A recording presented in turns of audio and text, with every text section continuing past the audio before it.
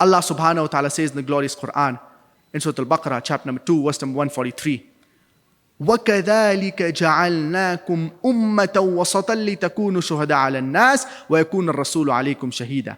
And we have made you a justly balanced community so that you will be a witness over the people and the messenger will be a witness over you. Allah subhanahu wa ta'ala has made us a justly balanced community, a ummat-e-wast. I start my talk with the quotation from the glorious Quran from Surah Tawbah, chapter number 9, verse number 24. And Surah Tawbah happens to be one of the most militant surah of the glorious Quran. Why do I say that Surah Tawbah, it is one of the most or the most militant surah of the glorious Quran? Because it is the only surah, it is the only chapter which does not begin with the beautiful formula, Bismillaah ar-Rahman ar-Rahim. In the name of Allah, most gracious, most merciful. Why Surah Tawbah does not begin with the beautiful formula, Bismillaah ar-Rahman ar-Rahim? I would like to give an example. If you are walking down the streets of Nairobi, along with your mother or along with your sister, and if a hooligan, if a robber, he snatches the handbag of your mother or snatches the handbag of your sister, what will you do? But naturally, you will run after him. And after you catch up with him, you will not tell him, Assalamu alaikum wa rahmatullahi wa barakatuh. You will not tell him, Bismillah ar-Rahman ar-Rahim. You will get down to the subject directly. You will tell him, hey mister, give the handbag, otherwise I'll break your leg. Hey mister, give the handbag, otherwise I'll break your leg. Hey mister, give the handbag, otherwise I'll break your neck. You will get down to the subject directly. Bismillah is not called for. You will not tell him, Assalamu alaikum wa rahmatullahi wa barakatuh. You will get down to the subject directly.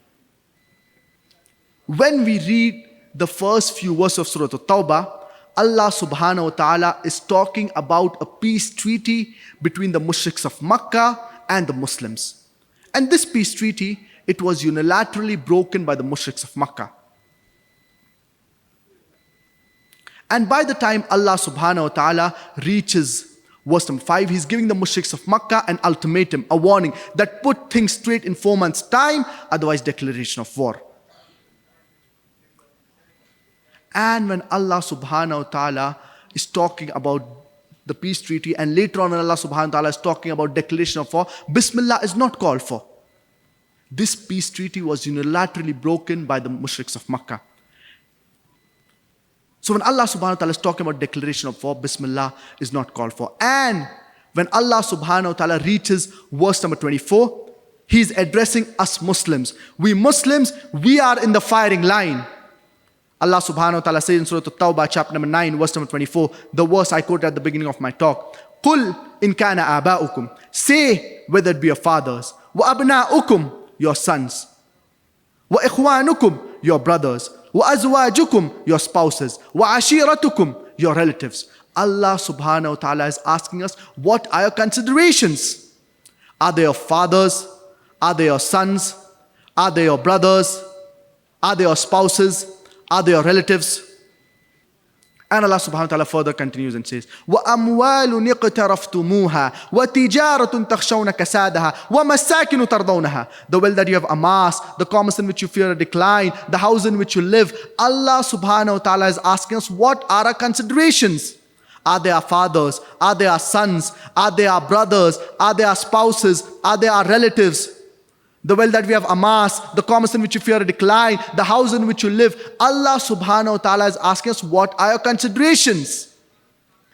And furthermore, Allah subhanahu wa ta'ala says, أَحَبَّ إِلَيْكُمْ مِنَ اللَّهِ وَرَسُولِهِ وَجِهَادٍ فِي سَبِيلِهِ. If you love all of these 8 things more than Allah, His Rasul, and doing jihad in the way of Allah subhanahu wa ta'ala, then Allah subhanahu wa ta'ala says, فَتَرَبَّصُوا, wait. What does Allah subhanahu wa ta'ala mean when He says wait? For example, in a school, a senior student is bullying a junior student. And the junior student, he tells the senior student, wait until I bring my elder brother. And his elder brother happens to be one of the biggest hooligan in the area. So when the junior student is telling the senior student, wait until I bring my elder brother, what does he mean? He's trying to tell the senior student that you better improve, you better buzz off, otherwise you will be taught a lesson. When Allah subhanahu wa ta'ala is telling us Muslims, wait, what are we Muslims doing? We are unfortunate sitting and doing nothing. When Allah subhanahu wa ta'ala is telling us wait, He means to tell us that we better improve, we better mend our ways, otherwise we'll be taught a lesson. And Allah subhanahu wa ta'ala says, فَتَرَبَّصُوا, wait, حَتَّى يَأْتِيَ اللَّهُ بِأَمْرِهِ, until Allah brings His destruction unto you. وَاللَّهُ لَا يَهْدِي الْقَوْمَ الْفَاسِقِينَ, and Allah guides not the transgressors. Allah guides not the fasiq people. We should see to it that we do our duty of conveying the message of Islam to the non-Muslims, to those who are unaware of it.